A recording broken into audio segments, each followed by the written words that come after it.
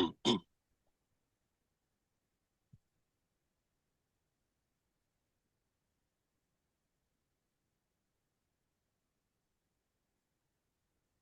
afternoon, everyone, and welcome to our webinar on Ireland's proposed carbon budgets from 2031 to 2040.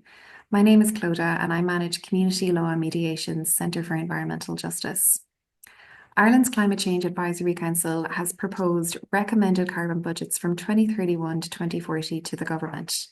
Carbon budgets limit the total amount of greenhouse gas emissions that can be released in Ireland during this period, and a public consultation is expected to open on the carbon budget soon. Today, we will discuss the scientific adequacy of the proposed carbon budgets, Ireland's legal and climate justice obligations in adopting those carbon budgets, and then the role of activism and civil society in ensuring that our carbon budgets are both fair and ambitious. We're so delighted today to be joined by three expert speakers, Professor John Sweeney, Cassie Roddy-Mullineaux, and Dr. Graeme Hayes. Before I hand over to our speakers, I'm just going to provide a brief introduction to CLM for those of you who may be new to us, and explain also why we are concerned with the topic of carbon budgets as a community law centre. So CLM was set up in 1975 as part of the Campaign for Civil Legal Aid. Today, we assist more than 4,000 people each year through free legal mediation and education services, and we campaign for law reform and for the safeguarding of rights already enshrined in law. We work in areas of law that are not catered for by the Legal Aid Board, and this includes areas like housing, employment, equality, social welfare, debt, and access to services like healthcare and education. And then in February of 2021, we expanded our work into the area of environmental justice by setting up Ireland's first ever Centre for Environmental Justice. Environmental justice is essentially about the intersection of social justice and environmentalism. So it's about the protection of both people and planet. It ensures the fair treatment and meaningful involvement of all people in the development, implementation, and enforcement of environmental laws, regulations, and policies. And so why is it that a community law centre is concerned with Ireland's carbon budget programme? So Ireland's emissions remain at the second highest per person in the EU, and they are not falling quickly enough. According to Ireland's Environmental Protection Agency, our existing carbon budgets from 2021 to 2030 are projected to be exceeded by a very significant margin of between 17 and 27%. It's also very likely as a result that Ireland will not comply with its European emission reduction targets to 2030. And the Irish Fiscal Advisory Council and the Climate Change Advisory Council have warned that Ireland may face compliance costs between 8 and 26 billion. This is not what a just transition should be. And as a community law centre, we're particularly concerned about the adequacy of Ireland's carbon budgets because we know that while underserved communities have contributed least to the problem, these communities are likely to be hit first and hardest by the consequences of unchecked climate change. Climate change is one of the greatest threats to human rights and poses a serious risk to life, health, food, and an adequate standard of living of individuals and communities across the world.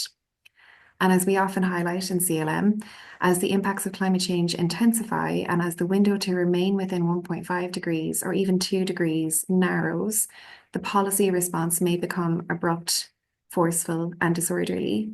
And so setting carbon budgets that align with remaining within a 1.5 degree threshold is a first and very essential step towards the protection of human rights against climate change. And this will allow Ireland to actually enable planning for a fair and inclusive transition that is proactively managed as opposed to being reactive and chaotic. And I know Dr. Graeme Hayes is going to speak more about the sort of equitable distribution of carbon budgets, so we'll leave that for later on in the discussion. But we're, as I said, delighted to be joined today by our expert speakers, and we're first going to hear from Professor John Sweeney. So Emeritus Professor John Sweeney at Maynooth University since 1978 received his BSc and PhD in the meteorology and climatology of air pollution from Glasgow University. He has taught at a number of universities in North America and in Africa and has published over 100 scientific papers and has authored, edited and co-authored 4 texts on various aspects of climatology and climate change in Ireland.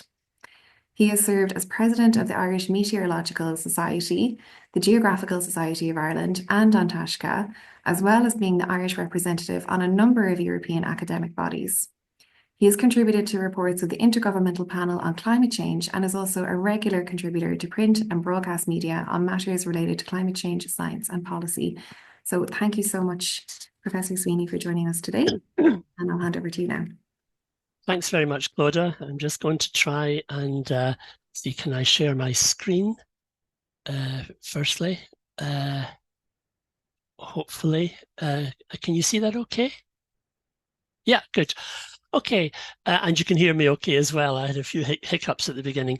Okay, well, I suppose the background to carbon budget as an approach in Ireland stemmed really from essentially the failure of the 2015 Climate Act. I had the privilege of being the rapporteur for the Joint Oireachtas Committee on that, and I was very disappointed in the language, the legal language that emerged from that. It did prove ineffective and led effectively to the Programme for Government 2020, as you can see, promising a 7% per annum reduction over the period to 2030. And that was the basis of the Climate Act, which was, as we now know, amended in 2021. What I want to point out initially here is that the Climate Act was based essentially on carbon budgets, not on unitary year targets, as has become part of the culture of many of us in Ireland in terms of our emission targets.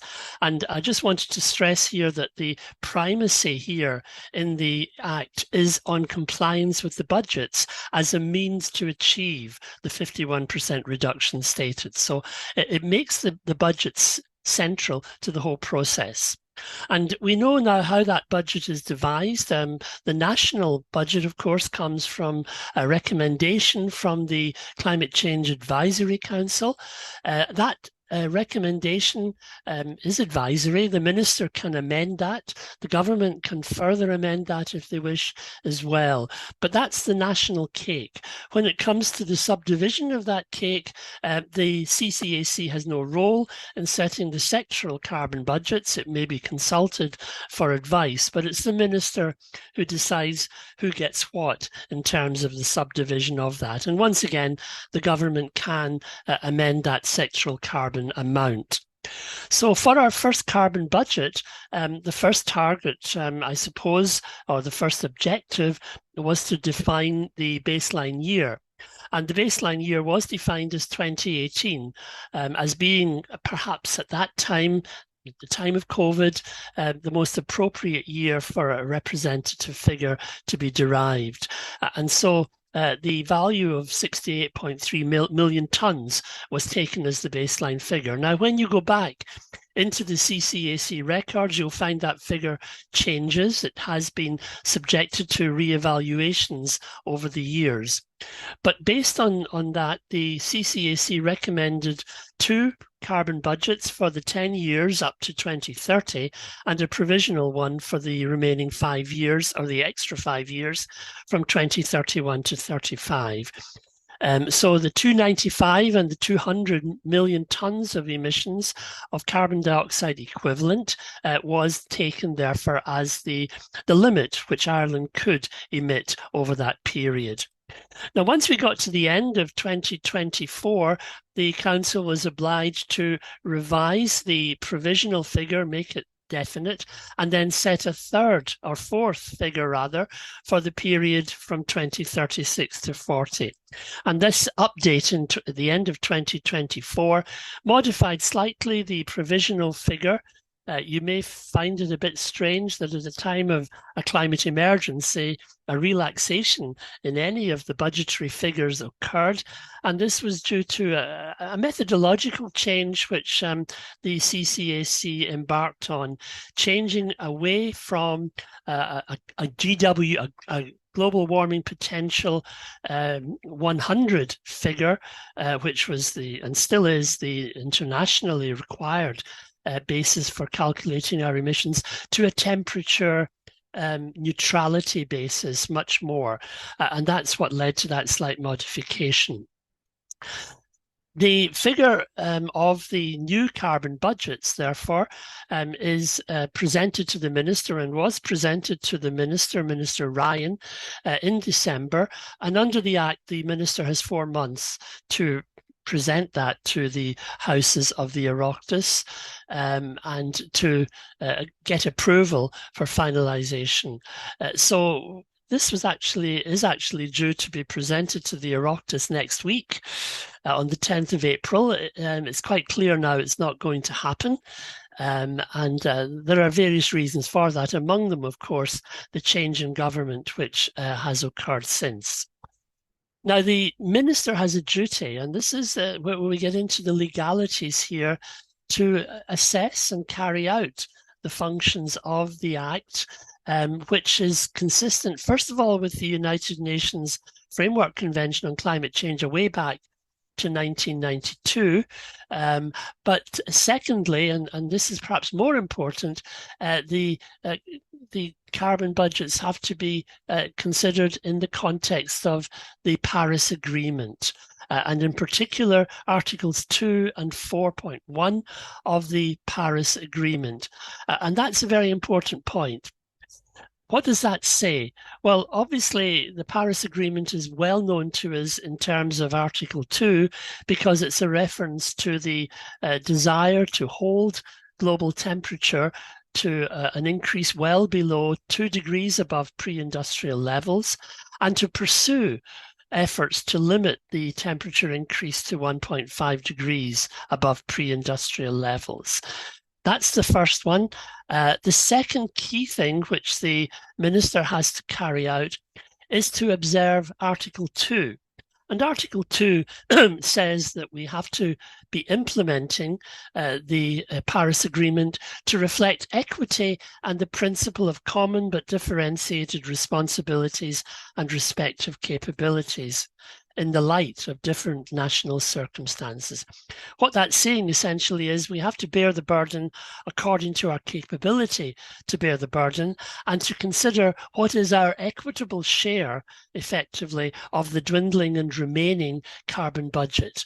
And that's something which I think the CCAC took on board in the first round of carbon budgets. There was an attempt to make a Paris test based on equity, and it wasn't a particularly good test. It was a bit convoluted. But unfortunately, to me at least, in the latest revision, only a temperature criteria was offered, temperature neutrality, temperature criteria for the scenarios chosen. And this, to me, has neglected the second part of the Paris Part 2, Article 2, in terms of equity and CBDR. It must be pointed out that the Council sought the advice of a professional ethicist, but didn't really seem to me to be acting on the advice proffered by that individual. And it's understandable to some extent that that's a very difficult road to go, because bringing in issues of equity, as maybe Graeme will cover later on, and I don't want to go too far into it on you, Graeme, but brings in issues of grandfathering of the base years chosen, of making sure that, you know, the historical aspects are properly considered. And so I think this is an important point which the Minister will have to consider, and may well find that the second carbon budget revision here has problems in terms of complying with Paris. I know my colleagues, Paul Price and Barry McMullen, have looked at this issue of equity and have estimated that even if you take a starting date of 2015, Ireland begins to enter carbon debt to the rest of the world by 2024. And indeed, if you now include in that aviation and shipping, I think Ireland would have entered carbon debt 5 years ago. So it's another issue to be thought about here. But these are our new proposals for carbon budgets going to the Minister.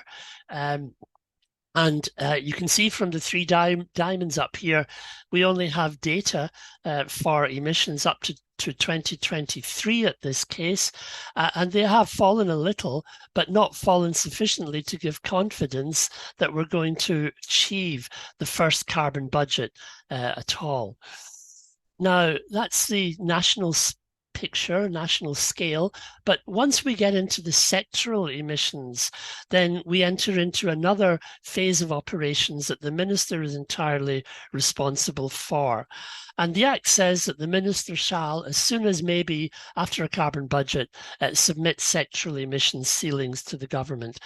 That phrase, as soon as may be, is the phrase that we might concentrate a little on, because as soon as maybe has extended for the full length of the previous government, and the minister has not completed, did not complete a complete sectoral emissions ceiling for each of the relevant sectors during the last government. And the reasons for that we can come to a little later on. But the sectoral emissions that you can see here in the table, they're a bit confusing to read, but the yellow ones here are perhaps the key ones.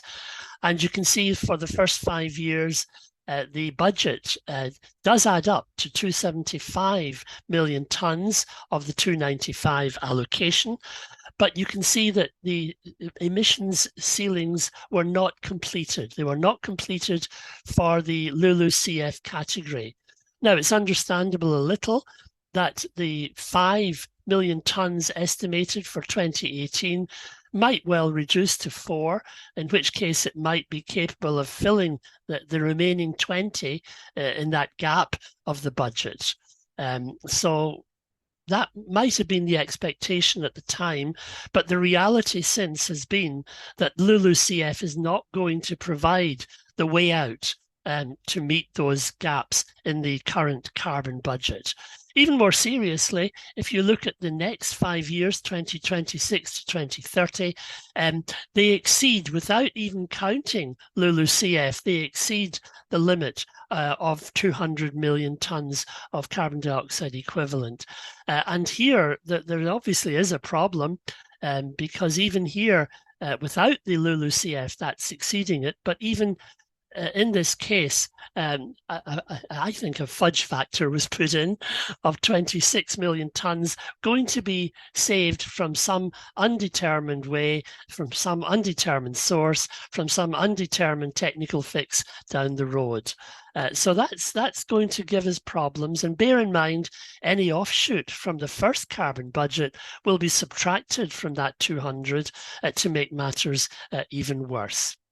So how are we doing? Well, we can see from the data we have up to 2023 that all of the sectors are above the 60% mark.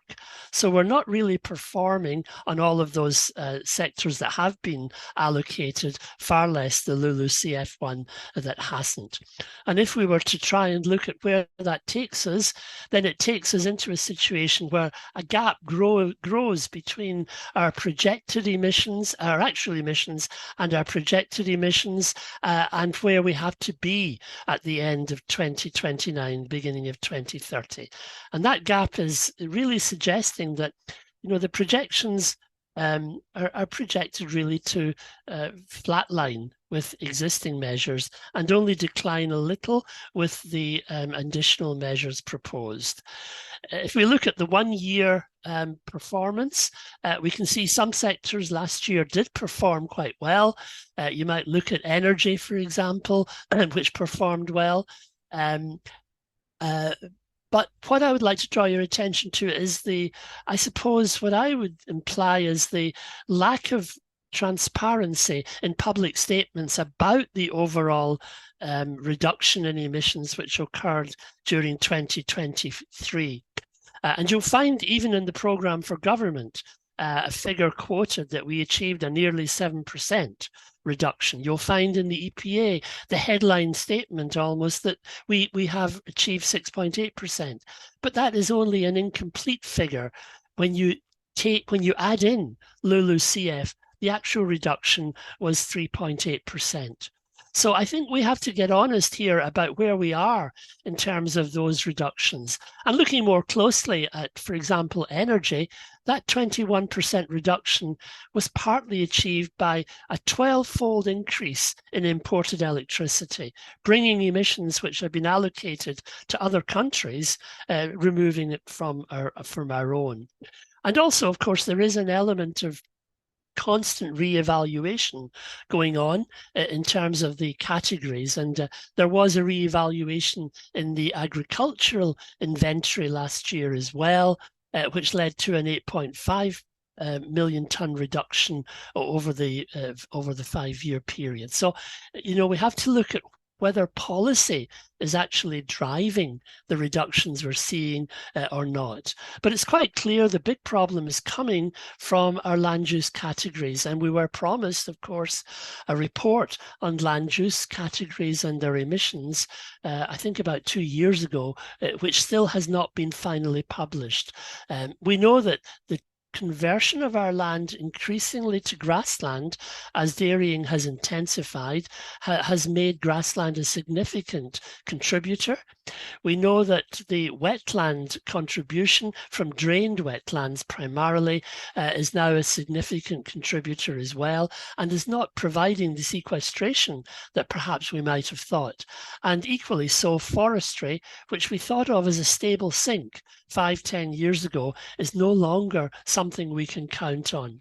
So we're going to have problems with our carbon budgets. We're going to have problems, as we'll see later on, with our compliance.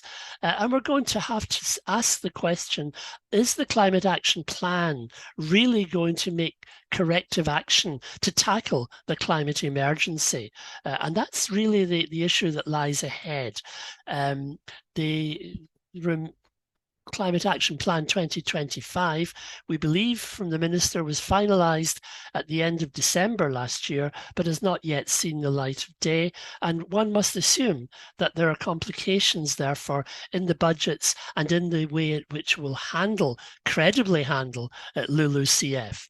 So finally, then, just to mention that we now have issues in terms of compliance with the EU climate law down the road, where we're going to lose the possibility of flexibilities, especially in the land use categories. We're exceeding anyway the domestic carbon budgets.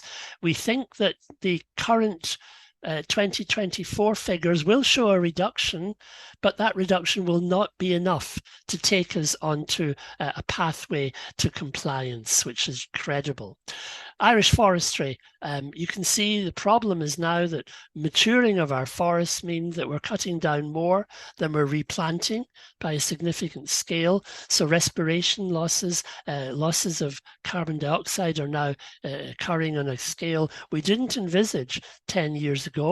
Even just if you take one single climate-related event, Stormy Owen threw down 24,000 hectares of Irish forest. That's 2.5 times the total average annual national harvest. So, it's beginning to show that, drastic measures are going to be required if we're to meet that legal requirement. And of course, we have to ask, how will CAP 25 handle these issues? Will there be corrective actions, or will they be credible, or will they be fudged? And how will that 26 million tonnes of unallocated savings be credibly reallocated in the second carbon budget? So finally, then, you might well say, well, what is the prospect of the government doing something on this? And yes, you can look at the ministerial briefing, which was given to government ministers, to the Minister for the Environment in January, and there are some good things happening. I think the plan from DEC in many areas is very laudatory, is very good. There are other areas where, we're not really told very much. If you try and find out what the status of Ireland's negotiations on the proposed 90% target from the EU for 2040 is, it's redacted, as are many other aspects in that ministerial briefing. So I think we have some road to travel here, and we have to look very seriously at the credibility of the actions which are going to be taken and which were pledged, let's remember, in the programme for government. And any backsliding on that, I think, will leave us as a country in a very bad way in terms of meeting the fines which the Irish Fiscal Council have recently said we may become liable for. That's all I want to say. Thank you, Clodagh. Thank you, John. That was so comprehensive. If anybody in the audience has questions that they would like to ask, please do pop them into the Q&A box. We will have a few minutes for questions at the end. I'm now going to pass over to Cassie Roddy-Mullineaux. So Cassie is a lawyer with the Global Legal Action Network, working in the area of climate change, litigation, and environmental justice. With a deep commitment to justice and sustainability, Cassie's work focuses on holding powerful actors accountable for their contributions to the climate crisis. Previously, Cassie worked as a human rights lawyer with AWO, a data rights firm and consultancy where she was involved in strategic litigation challenges that advanced data rights and sought to curb the excesses of tech in society. Prior to that, Cassie trained and worked as a solicitor with William Ferrari in the area of GDPR compliance. Cassie holds a joint BA International and LLB from the University of Galway, a postgraduate diploma in Sustainable Development Practice from Trinity College Dublin, and an LLM in International Human Rights from the University of Galway. So thanks so much for joining us today, Cassie. Good afternoon, everyone. And yeah, thanks, Clodagh, for that lovely introduction. I'm really delighted to be part of the event today, and it's an absolute honour to speak alongside such esteemed panellists. So thank you for having me.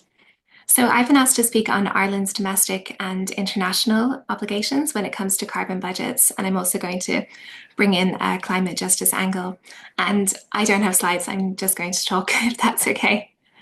So just very quickly to set the scene, as John has said, Ireland's domestic climate change framework is centred on these legally binding targets that are in the Climate Action and Low Carbon Development Amendment Act 2021.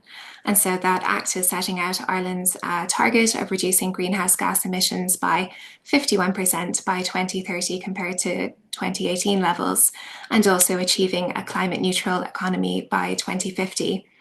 And the Act provides for the preparation of carbon budgets. And so we now have the next two budgets in this series, budgets 3 and 4, that are taking us from the period 2031 all the way up to 2040. And so overall, we're looking at 67% emissions reductions by 2040. And that's kind of an average annual emissions reduction of 6.3%.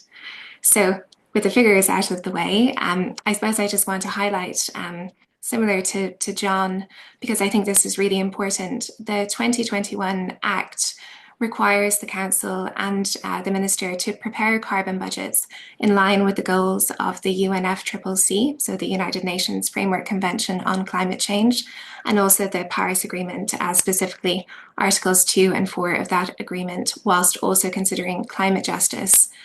And so quickly, as John has gone through this, I think it's just really worth recapping again on what those provisions say, because this is exactly what the Council should be paying particular attention to when they're preparing carbon budgets. So the ultimate objective in Article 2 of the UNFCCC is stabilisation of greenhouse gas concentrations in the atmosphere at a level that would prevent dangerous anthropogenic interference with the climate system. And then Article 2 of the Paris Agreement contains the long-term temperature goal.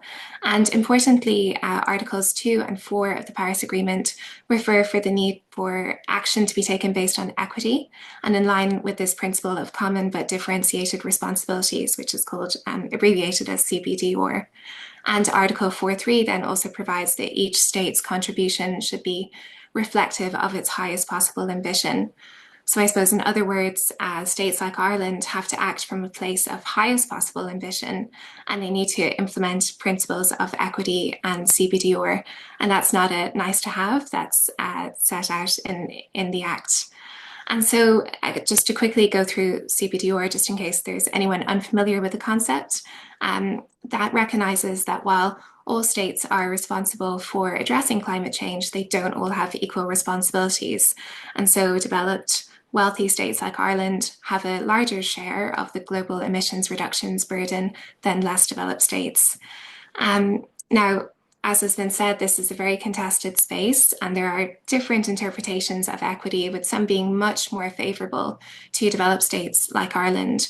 And so, for instance, and this is really important, equal per capita is typically a very favourable measure from the perspective of developed states, as it's essentially just taking the entire global carbon budget and then dividing that by population size, rather than factoring in aspects like historical responsibility and capability to address climate change, which conversely would then be more favourable ways to approach equity from the perspective of developing states.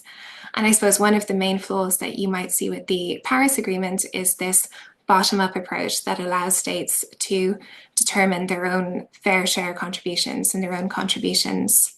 But what I want to emphasize is, while there is this lack of consensus on which measure of equity to apply, it absolutely does not mean that states like Ireland can just throw their hands up and say this is too confusing or we don't need to pay attention to this, because the principles of equity and CBDR in the Paris Agreement and in the UNFCCC create concrete legal obligations in this regard. So Ireland absolutely has to address this issue.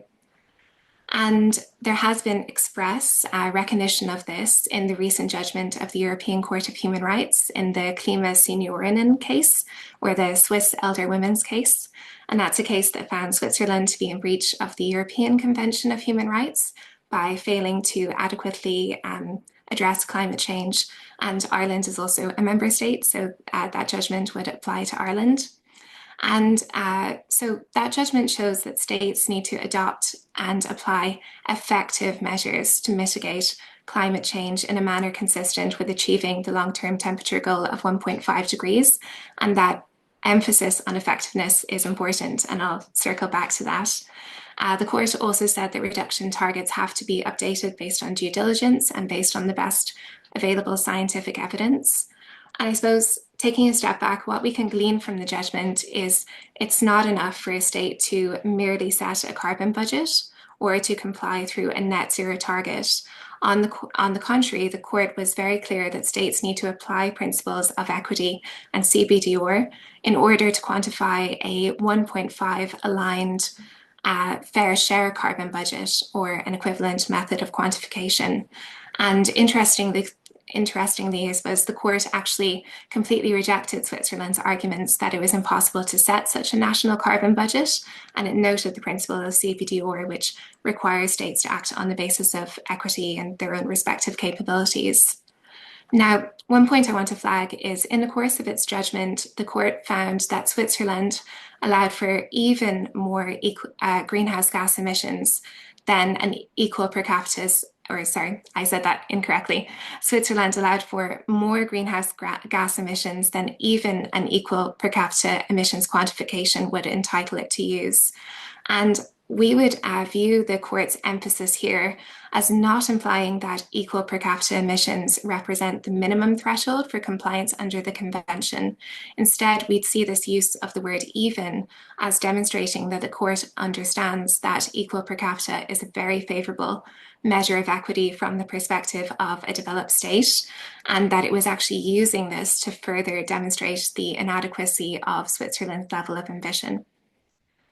And so I'm going to pause here for a moment and just kind of center why this is so important, because I suppose essentially the stark reality is that if states like Ireland are pursuing emissions reductions that are consistent with the least stringent measure of their fair share, in other words, if they are cherry picking the equitable interpretations that are most favourable to them, such as equal per capita in the case of developed states, then global warming will undoubtedly exceed 1.5 degrees and even 2 degrees. And you can almost visualize it as a global seesaw where every state is fantasizing that there is another state at the other end doing more than them and balancing out the scales. But in reality, no states are interpreting their own fair share in line with more stringent approaches, and everybody is just absolutely interpreting this at the lower end. And coming back to that effectiveness point that the court emphasised in Clima Signorin, science cannot tell us what is equitable, but what it can tell us is where on the range of possible measures of states' fair share they need to aim if global warming is to be limited to 1.5 degrees.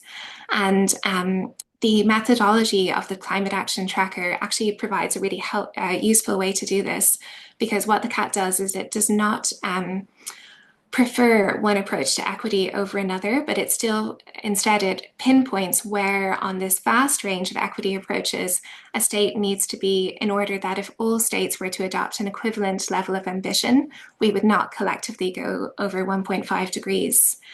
And in Glan's Duarte Agostinho Youth for Climate Justice case, we actually relied on the CAT's fair share analysis of Ireland's 2030 targets to demonstrate just how unambitious those targets are. And the 2040 budgets and targets are just as unambitious. So you can imagine there would be a similar analysis if it were to be conducted on the 2040 targets.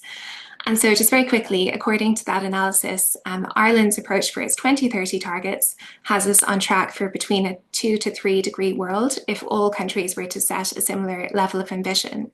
And so the CAT analysis found that Ireland would need to achieve far greater emissions reductions by 2030 than it was currently doing in order to achieve a level of ambition consistent with the long-term temperature goal of 1.5 degrees. Now that gap could be addressed through a combination of greater emissions reductions, so assessing what further reductions are feasible to make, and that's reflecting Ireland's highest possible ambition as set out in the Paris Agreement, but also funding emission reductions in countries outside Ireland. And I suppose just quickly to mention as well that even the CAT approach meets criticism that it is still far too lenient to developed states like Ireland. And there are other approaches like that of Rajamani, which would actually require a more stringent approach again to Ireland's fair share. So that's just really to show that it's kind of we would see it as like a minimalistic approach from a fair share perspective. And to conclude, I'd really like to address the single, and I emphasize single, paragraph on climate justice in the carbon budget proposal. And it's paragraph 3.8. If anyone wants to go and have a read of it, I highly recommend that, because this just serves to demonstrate Ireland's minimalistic approach. And significantly, it's expressly called out within this paragraph that the approach to the budgets is a deliberately minimalistic interpretation, which solely ensures adherence with the 2021 Act. And it says that the carbon budget should be considered as upper bounds. And interestingly, there's reference, as John has said, within the section to a report which analysed Ireland's approach on its previous two carbon budgets from an equity perspective, which it called the Paris test. And having read that report, it's clear that this flagged issues with Ireland's choice of baseline year, which is 2018, because that incorporates a large degree of grandfathering, and it also unjustly allows Ireland to position its targets as being more ambitious than other countries when they actually are not. And I suppose just to very quickly explain grandfathering, that's referring to exempting historical emissions from the calculations. So you can imagine if you're dividing up an emissions pie from 2018, then you have a much larger pie than if you're already starting with a pie that has slices missing, reflecting the emissions that have already been released since 1990. So that choice of baseline year is therefore very strategic. And significantly, then, it also noted that Ireland's approach to allocating its share of the global emissions burden was what it called an egalitarian distribution of emissions on a national basis, where carbon emissions are just divided between nations based on their population, which is essentially equal per capita, which I said is at the very bottom of the fair share range. The report noted that equal per capita is only one amongst many other approaches, and it acknowledges that several, if not all, of the other equitable approaches would increase the responsibility of Ireland. Now, I agree with John. As far as I can tell, the current budget proposal does not even attempt to constrain this new budget in line with this previously used Paris test. And instead, it's just relying solely on an approach of constraining budgets based on ruling out scenarios that are incompatible with climate neutrality. So we might say that this is absolutely bottom of the barrel from a fair share perspective. And so it's, in my view at least, not in line with Ireland's international obligations nor its domestic obligations. So I'll conclude because I want to make sure we've got time for questions. But just the takeaway that I want to leave you with is that Ireland's carbon budgets are far from sufficient to meet its fair share of global emissions reductions. And in fact, if Ireland continues with its current approach, it's actively contributing to a world with warming above 1.5 or 2 degrees, possibly up to 3 degrees or 4 degrees, which would be disastrous. And by taking this minimalistic approach to its fair share and doing less than is needed to meet 1.5 degrees, Ireland is assuming that other countries, including developing nations, will do more than their 1.5 aligned fair share, which is both unrealistic and it's also dangerous. And so this isn't just about equity. It's actually about what the science is telling us is effective and necessary to keep global warming below extremely dangerous levels. Thank you. Thank you so much, Cassie. That was really, really excellent. What a comprehensive oversight of what we talk about when we discuss fair share and particularly the per capita basis. That's really, really useful analysis. And often I think when we consider per capita calculations of Ireland's emissions in particular, we would try to call attention to the fact that while Ireland has some of the highest emissions per capita within the EU, those emissions are not evenly distributed. And so we would see that like people on far higher incomes are responsible for a much higher share of Ireland's emissions. I think in 2019, the top 10% of the Ireland's income distribution emitted 28% of consumption emissions, and it was equivalently the same for the bottom 50% of income. So there's a lot to kind of get into with that, but thank you so much. And I see that Hannah Daly has noted in the chat that she is the ethicist mentioned by John and quoted by Cassie. So thanks, Hannah, for providing that analysis. And Hannah has also shared her article in today's Irish Times, which is really excellent. So I'm now going to hand over to Dr. Graeme Hayes. So Graeme Hayes is a reader in political sociology at Aston University in the UK. His teaching and research focus on environmental protest, civil disobedience, and the criminal trials of activists for their participation in disruptive, non-violent direct action. His most recent books are Breaking Laws, Violence and Civil Disobedience in Protest, and he is a former editor of both Environmental Politics and Social Movement Studies. Thank you so much for joining us, Graeme. It's my pleasure. Thank you so much, Claire. Thank you. I'm just going to share my screen. Perfect. If I can find what I'm doing. There we are. That should work. Go. I think that's right. There we are. Can everyone see that? Is that working? Let's see if I can bring that down as well. So I'm not sure I can, but I'll move that up. So I'm just trying to remove this from, there we are. Okay, and I'll move that down and hide that thumbnail. Okay, so thank you very much. And thank you very much, in particular, Cassie and John. That was incredibly comprehensive. And it kind of covers a lot of the things, actually, that I was going to talk about. I'm a sociologist, so I talk about how change comes from the bottom up. And I think about that in terms of norms and collective action, and that's what I really want to talk about for the next 10 minutes or so. So I want to talk about justice, I want to talk about emergency and time, and I want to talk about budgets and calculations, and I'll do that by going back to the Kyoto Protocol. John already mentioned the Rio Declaration of 1992, and I think that very much out of that comes the wording in the Kyoto Protocol when we first get these emissions reductions targets about this idea of promoting sustainable development, which had already been defined by the UN Brundtland reports by Brundtland's report, Prime Minister of Norway, in the late 1980s, that development that meets the needs of the present without compromising the ability of future generations to meet their own needs, which is kind of a very kind of minimal definition, begs a number of questions. Whose needs need to be met? Who gets to develop? And what do we mean by meeting needs of future generations?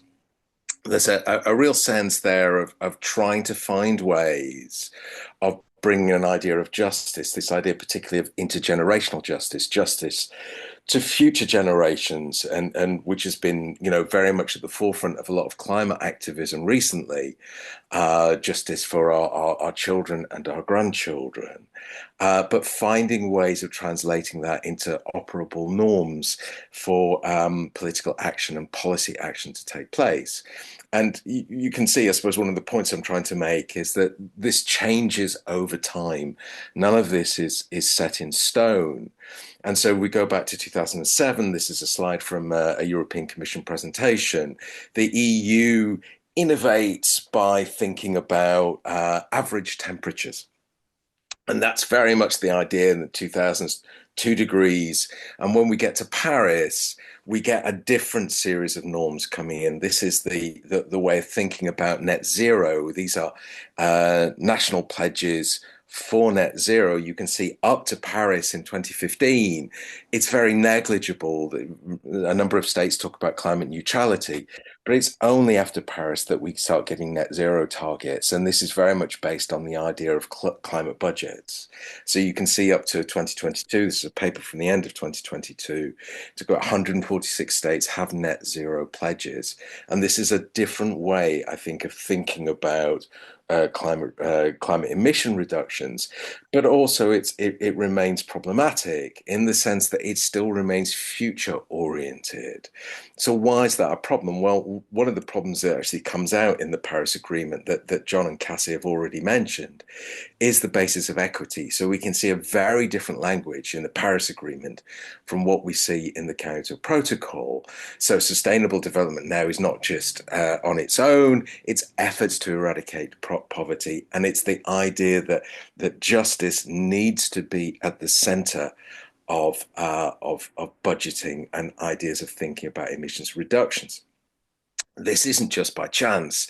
This isn't the weather. This isn't the IPCC that's responsible for this change. This is the advocacy of social movement organizations and of nation states, particularly the least developed states, who are developing their own agenda and pushing back against a northern agenda, which is very much just about emissions reductions and very much about the future and very much about average temperatures. Why is that a problem? Well, 2 different graphs will show that. First of all, this is historical responsibilities. So both John and Cassie talked about grandfathering, this idea that that those who are already in the field have first dibs about what should be done from then onwards. And we can see that if you're looking at this from a point of view of equity in a much wider historical frame, you can see that responsibility for climate change is not evenly distributed. And that starts to make us think about, well, who should have first dibs at development? Who should have first dibs at remaining budgetary spaces? And the second graph is this one, which is about vulnerabilities, which is about impacts. In other words, when we start thinking about averages, average temperatures, that elides the distinctions in who it is that has to bear the brunt of damage in the future. And this allows, in particular, small island states and least developed states to be able to talk about transfers. So we talk not just about what should be done in the future to reduce emissions, but also to talk about equity as transfers of money, of adaptation, of thinking about who needs what and whose experiences should be central to any future decisions around what's done about climate change and about future carbon budgets. As you can see from here, there's also very much an angle of power here, where we can see not just about lying across the equator, but those formerly resource-rich countries whose resources were appropriated for development by the countries of the global north through colonial projects. Okay, so where does this take us? So we need to think about vulnerabilities, we need to think about impacts, and we need to think about responsibilities as being central to equity, as being central to how we conceive of what decisions should be taken about budgets. Where does this leave us? Well, in terms of not thinking so much about nation states, because a lot of the discussion is average within nation states. Cassie's already mentioned this case, the Klimatseniorinnen, the Swiss case, which went to the European Court of Human Rights. I think what's really interesting about this is two things. One, there's a very powerful norm at play here. These are older women in Switzerland taking a class action against the Swiss government for failure to respond adequately to the climate emergency. What's at play in this norm? One is about future generations. One is about the idea of the right to family life, to be able to enjoy that with their own children and their grandchildren, which is not being taken care of by the Swiss government's approach to carbon budget.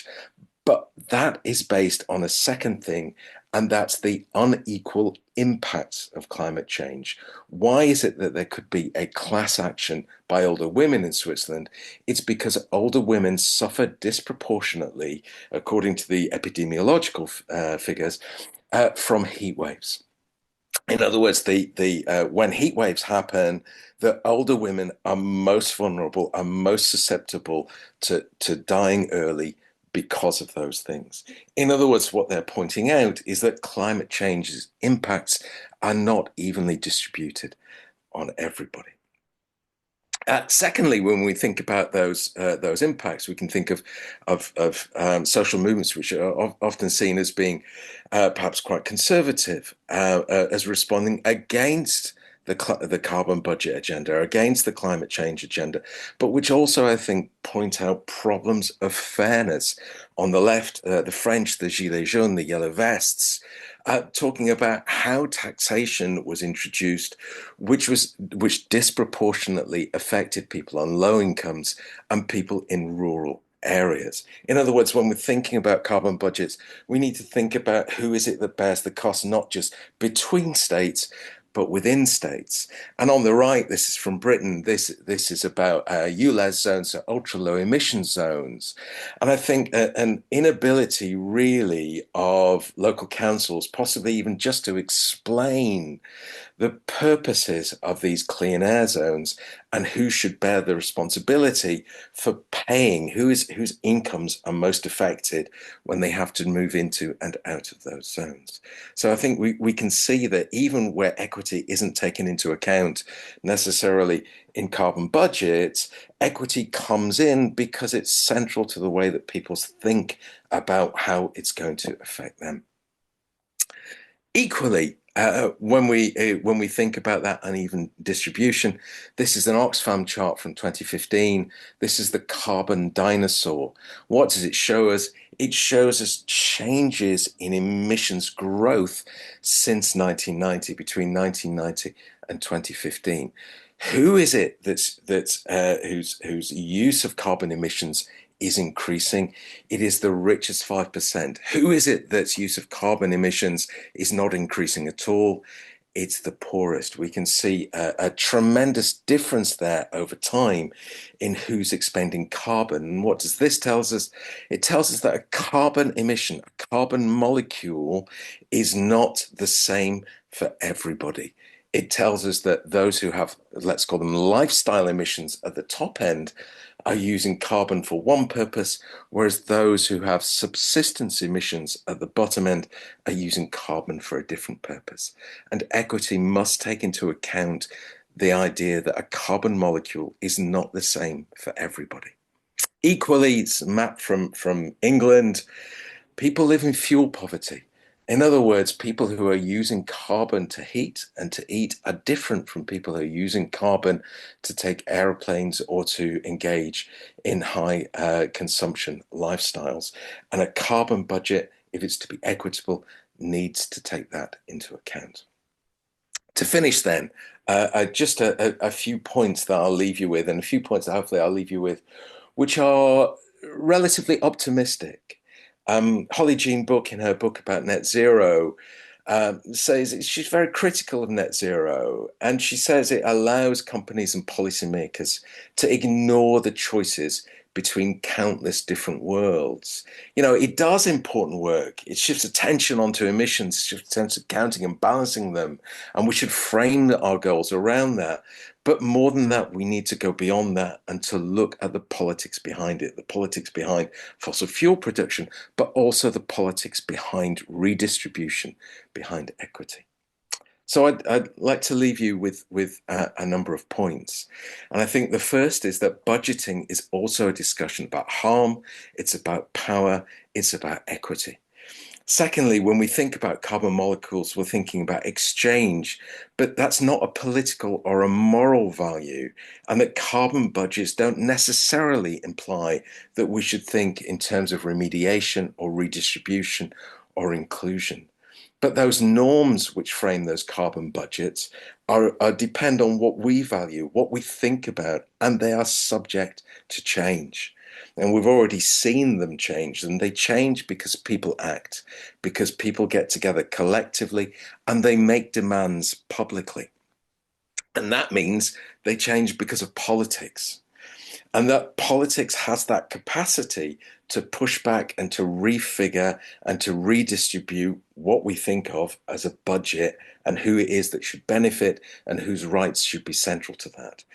Questions of justice are not just about the future, they're also about impacts that are in the present, and they have a historical dimension. And so there's just three questions that I would leave you with. What material questions do we want to put at the center of carbon budget choices? What sort of social meanings should be brought into carbon budgets?